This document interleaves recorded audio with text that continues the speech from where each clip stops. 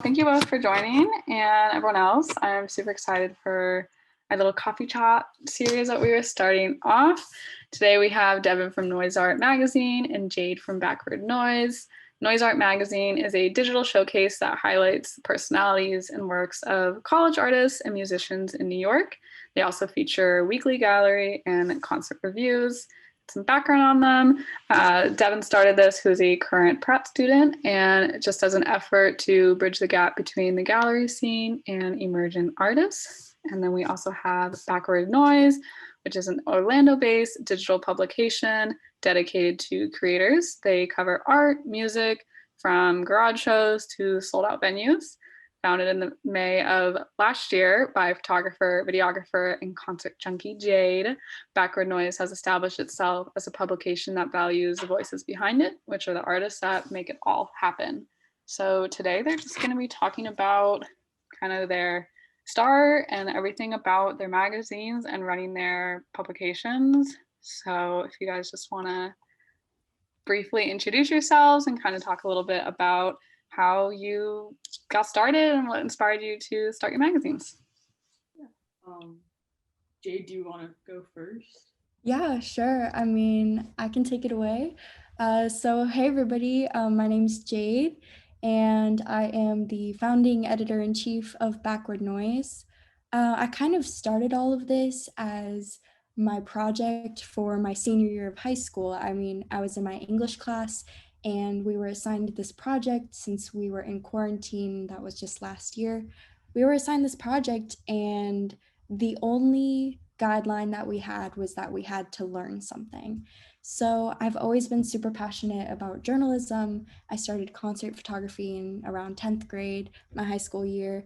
So I had always wanted to create something that was just my own, to be able to give a platform to new artists that are upcoming. And I really took that opportunity as that project in my English class to take it on and start the magazine that I had always wanted to and dreamed of.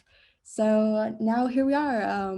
We're Backward Noise, and this is our platform for all the creators. I guess I'll go now. I'm Devon. I'm the founder and editor at Noise Art Magazine. And I started it out of a pop-up art exhibition that I did last October.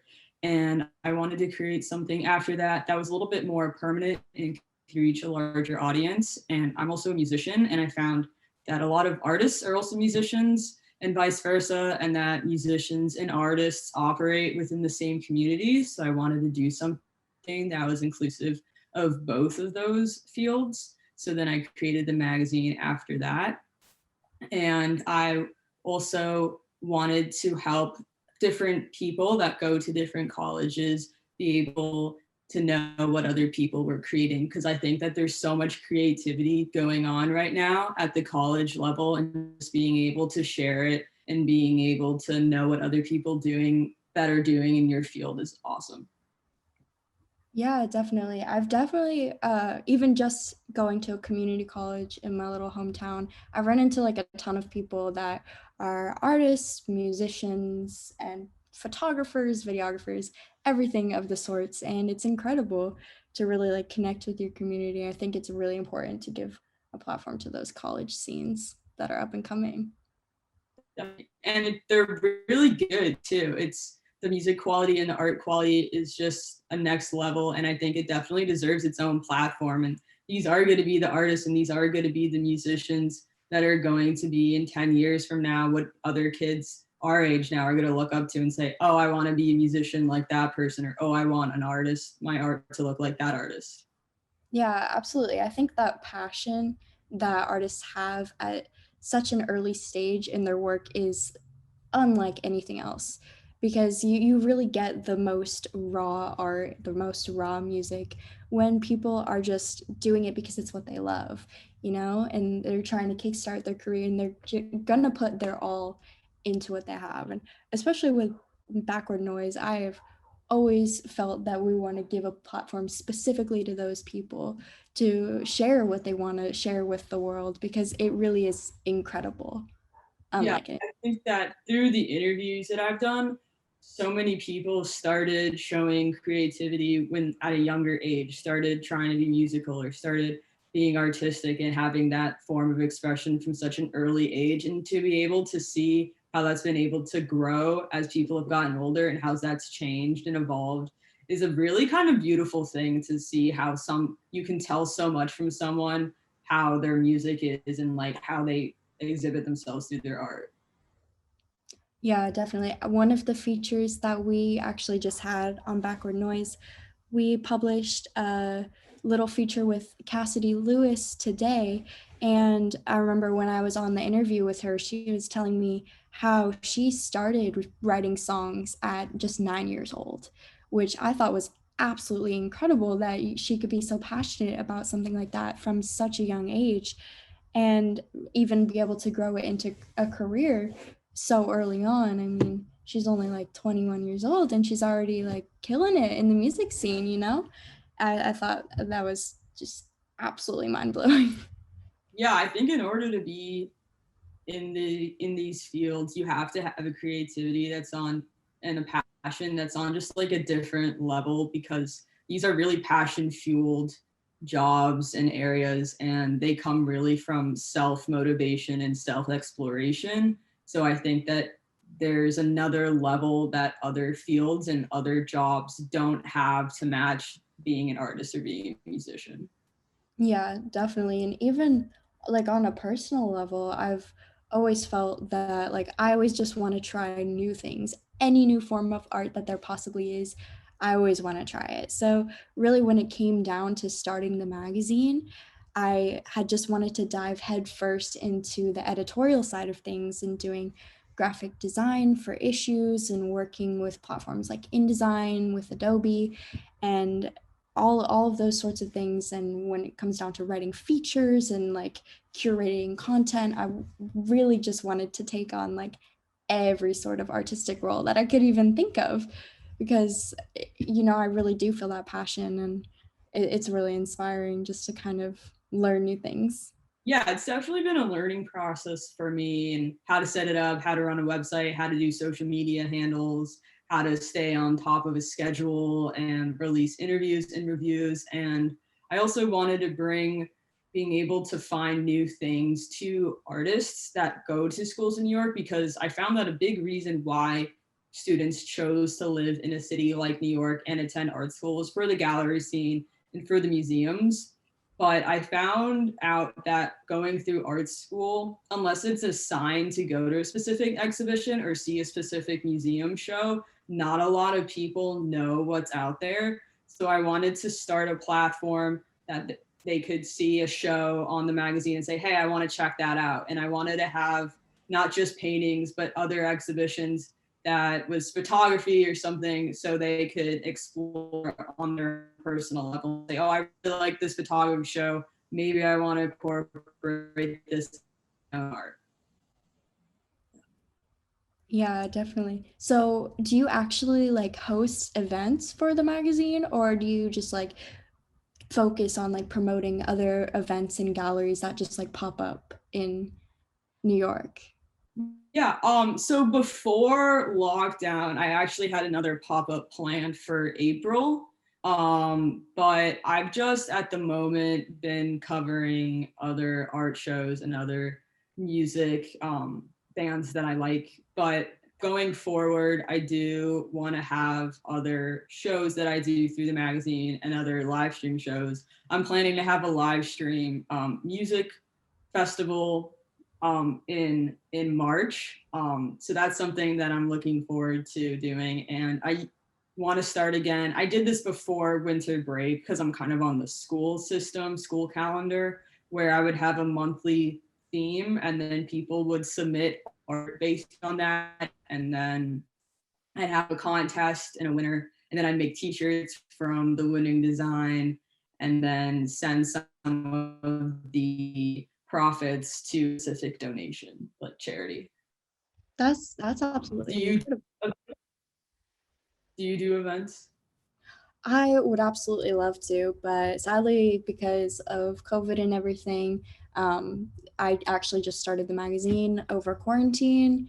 and we have not been able to do anything, but it is the dream. I would love to host some sort of like arts show or like concert highlighting local bands, or even like a release type show or event that could correlate with one of our issues, or like a birthday party for the magazine. There's so many different ideas that you can do with these events, and it's actually one of my like big goals to actually work in the music industry as uh, either like a booking agent or just somewhere like in actually live events. So I think now, or once the pandemic is kind of lightened up and shows and events start coming back up, I think it is the perfect time to get started with something like that. Yeah, I So think now's a good time to have started it because people are on their phones now and people are looking for some sort of connection, some sort of networking with other people, and really want to feel like they're still in some sort of community and have that contact with people. So I think having an outlet where people can still feel connected to what other people their age are doing is really cool. And I think that things will start opening up on a local level, and you'll see like a big rise in the local music scenes and local art scenes before it goes on a much larger level. So with the musicians that are having music come out now and gaining a following on Spotify and gaining a following on, Bandcamp too, being able to perform at that local level and have people desperate to see as that entry back into like the music world, I think that'll be really good for the local scenes too and the local bands.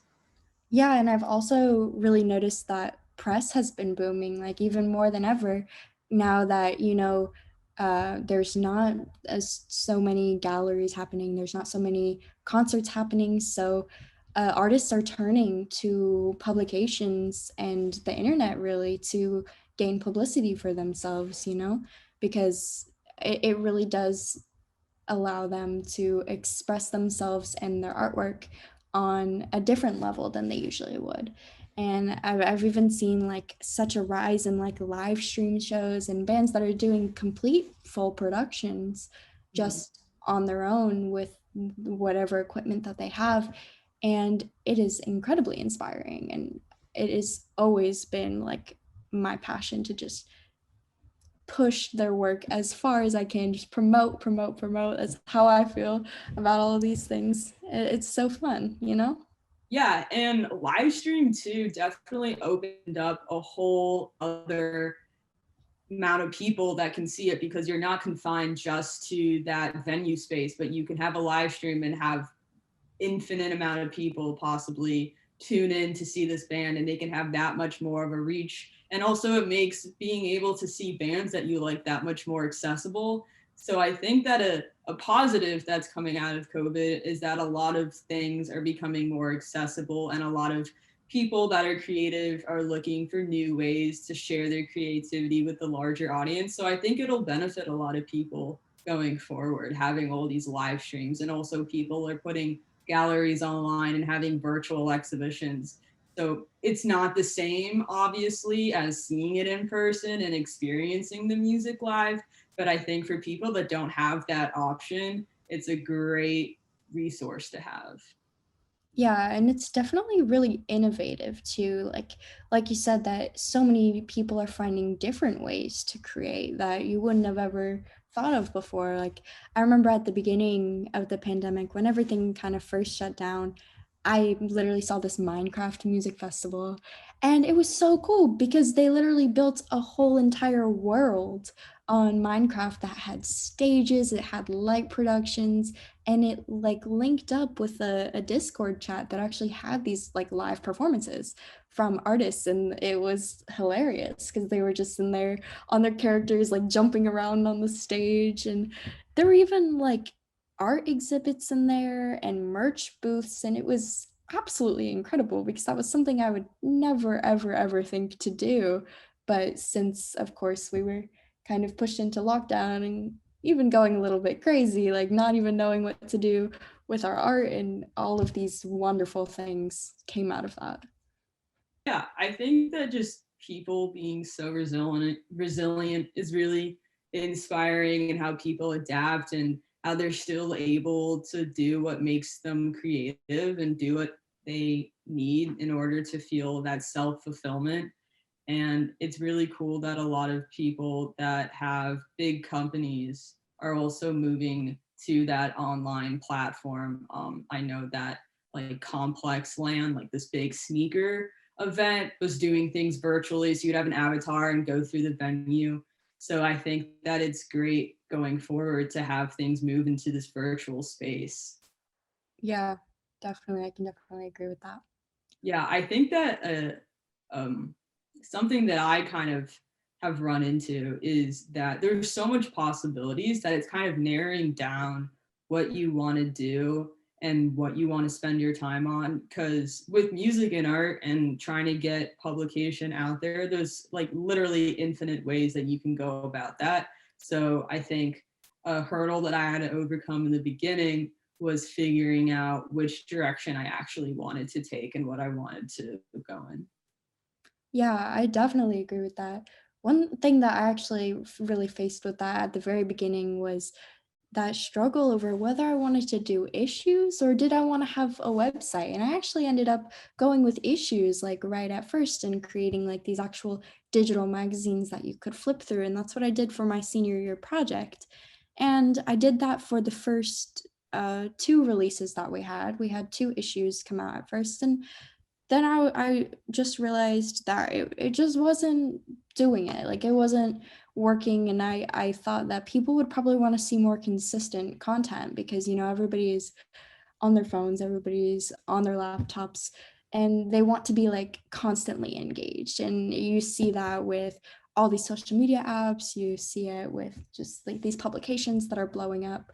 And I really like decided, I sat down and I was like, I need to take that shift and I need to put the time, build a website, and make it something that can be consistently published and put out there to people to view. And I've actually seen like such a great increase in our audience from just putting out those like single issues to now we're like producing content 2 to 3 times a week, posting about it and utilizing our platform to go on an even like grander scale there. Definitely love doing issues and I want to do it more, but Yeah, that's always the thing. Well, once you have something that you love doing, you're like, okay, when can I do more? How can I do more? But yeah, I think that for me, something has been time management and trying to do things consistently because I am the sole person running it. So managing that with school and with my own personal projects has been a little bit of a juggle. But I think that's the whole learning process and learning how to do things. And I think you kind of have to fumble a little bit to get better. And so it's all part of the process. yeah, definitely. When I had first started out for my senior project, obviously I had to kind of do everything by myself. And it was absolutely insane of me to try and take on all of that at once with like a 1 month time period to get everything done.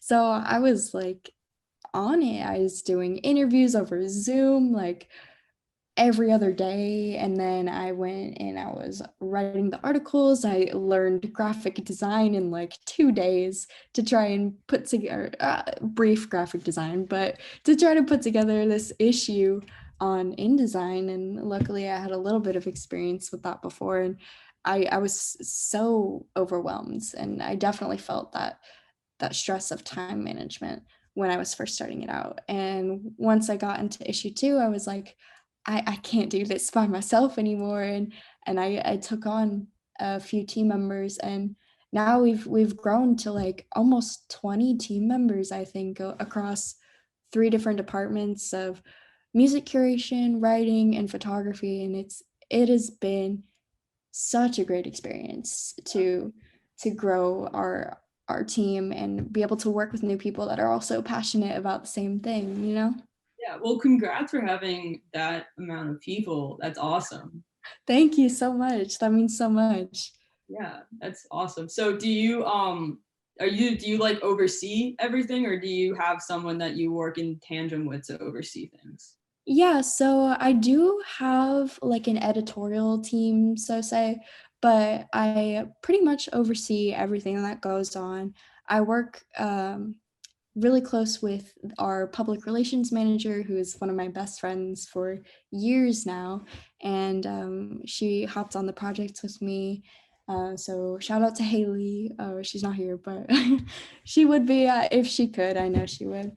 And that I also work really closely with our copy editor, Allie, who I've also been very close friends with for a few years. And um, so they kind of help me oversee everything. They help me like come up with concepts and different ideas for features that we want to do, different aesthetics and like what we want the brand to look like.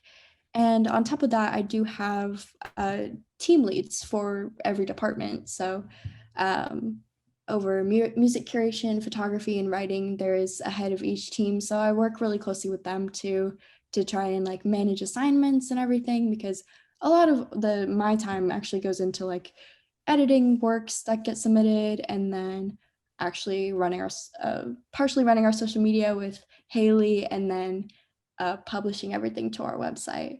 And it is so, it's incredible, but it's very stressful at sometimes too, because I am such a creative mind. I always feel like I want to just do everything. Like I want to have a part in everything. I want to do the photography. I want to do the writing, and I do interviews and some writing features at sometimes. But you got to find that balance of managing all of these passions that you have. Definitely. Yeah, I think I need to find some people to help me take the load off a little bit. But Yeah, and especially with the Luna Collective has the like publication network. If you post like we're taking applications for team members, people will hop on that. People always want to be involved in any sort of way that they can, where they can be creating work, and that's something that I've found. And people are excited when their work gets to be like shared and published somewhere. So yeah, I think that being part of a creative world comes with such a built-in community, and people really want to help other people and see other people thrive in what they want to do creatively. So I think that's a really warm community to be in. And yeah, everyone that I've wanted to interview has been so great, and haven't had anyone say no. And that's what I found, that people just love to talk about themselves and talk about their art and get it all out there. So I just literally DM people that I like on Instagram, just throwing it out into the void and like, hey, let me interview you, and they're down. So that's great. that's so awesome that nobody has turned on your work before. That's incredible. I wish I could say the same, but I guess so many knows. But I think sometimes you just shoot a little too high. Uh, yeah, but I'm gonna like slide into Justin Bieber's DMs and be like, hey, let me interview you for my magazine. But I mean, I wouldn't even fit the vibe, but yeah, no, I mean, honestly, like close to the same level. I requested an interview with Maggie Lindemann. Like, she's got like 1 million or 2 million followers, and I was just shooting because I just got this press email for her, and I was like, I gotta hop on that. But they were like, we can't do that right now. yeah, But it's yeah, okay, because you build those connections. yeah, at least you try. And sometimes they'll say yes, and so then you got a great person to interview. I started actually doing professional artist interviews and asking them for advice on how emerging artists should navigate their career. And I actually really like this one artist, and I asked him for an interview and he said yes. And so I was just like over the moon about that. Couldn't believe it. One of like the best experiences, being able to have a conversation with someone that you really admire and ask them all the questions that you always wanted to, and now you finally could. Yeah, definitely. And I think that's such a great idea to ask these bigger artists what advice I would give to emerging artists, because then whatever emerging artists might be reading your publication, they're gonna look at that and be like, oh, well, this person's super established in whatever music or art industry. And they'll be like, okay, I'm gonna keep that in mind next time. Definitely, it's for other people, and it's also for myself because I want to be a gallery artist growing up. So I think it's just helping everyone and just going back to that whole community mentality. Yeah, definitely. That's incredible.